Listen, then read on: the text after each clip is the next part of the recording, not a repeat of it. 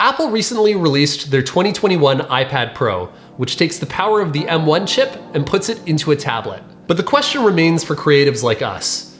Can you really replace your laptop with something like this?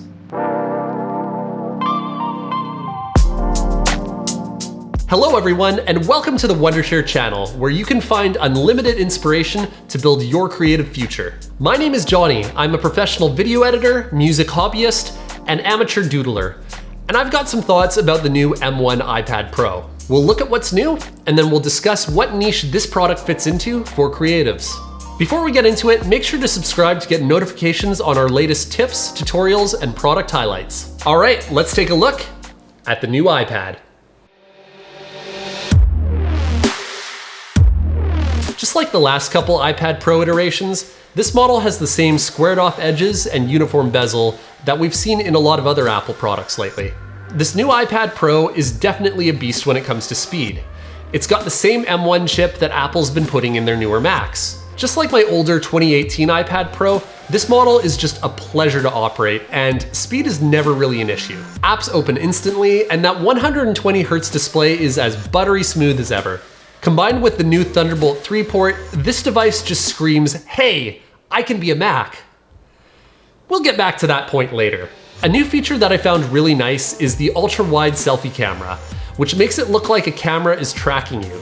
I like using this effect when I'm in meetings with the video team. I might have gotten a new device. It does cool stuff. Oh my god. Can you make it track you really fast if you move really fast? Let me try. Okay, let's go. Oh man. Oh my god! I'm forcibly being shown the rest of your house, man. Oh hey, he disappeared. That's kind of cool though. Oh, it's following him. When used with the new keyboard folio case or the Apple Pencil, this device gives you tons of opportunities to find new and creative ways to use it. Whether it's writing documents or scripts, using it as a teleprompter for your video projects, creating art in drawing apps, or signing documents in Wondershare PDF element. With the power of M1 and the versatility of all the features that I just mentioned, this should really be the ultimate device. But the question remains, for creatives like us, is that really enough to make it a laptop replacement? If you're working on a laptop, you're likely using a Windows or Mac operating system. iPads, on the other hand, run iPadOS, which is very similar to what your iPhone runs, and I think that's where the problem lies. You see, this iPad is more than powerful enough for almost any creative on-the-go task, but iPadOS just doesn't seem functional enough to do all of them yet. It makes for a fantastic tablet, but not a great enough laptop. If you're a digital artist, the extra fast response time on this screen and the easy to attach Apple Pencil will make this a great option for you. Heck, if you're a professional photographer and you've got the right dongle, this would be a great device to edit your photos on and show to your clients. The iPad Pro has an excellent display, and if you're willing to get the 12.9-inch model, you'll get even better contrast. The problem really begins when you're dealing with larger volumes of photos or video files. You see, the file system on the iPad is not great. It exists, that's pretty good, but it's not great. As I mentioned earlier, I'm a video editor, and I'd be happy to edit video on this iPad. The problem is it doesn't fit well with a professional workflow.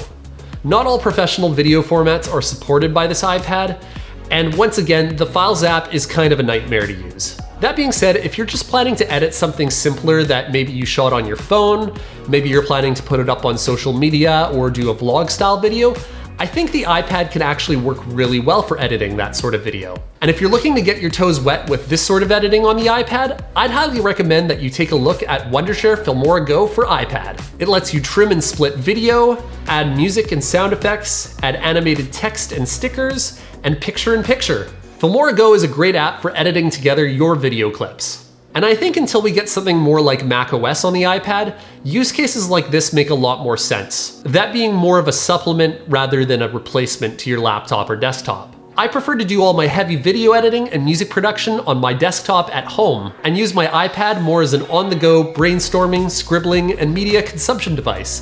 That's where I really think it shines right now. So would I recommend this new M1 iPad Pro for creatives? Maybe, depending on your profession or hobby. But is this a laptop replacement?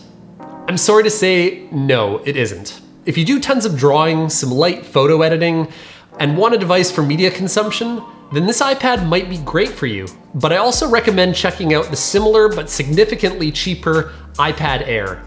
It takes a lot of the same features that I love about the iPad Pro, but gives it to you at a much cheaper price point. If you do a lot of video editing or audio mixing, I'd recommend that you instead look at something like the MacBook Air, which has the same M1 chip, but with the power of using an actual desktop operating system for roughly the same price. You should also take a look at some of the Windows tablet laptop hybrids on the market. They won't give you the same iPad-like experience, but they'll definitely give you better software support.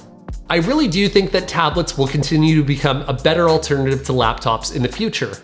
They're just not there yet for everybody. Are you a creative who uses a tablet for work? I'd love to hear your experience and where you think this technology is going in the future. Let us know down in the comments down below. Don't forget to subscribe, and we'll see you in the next video.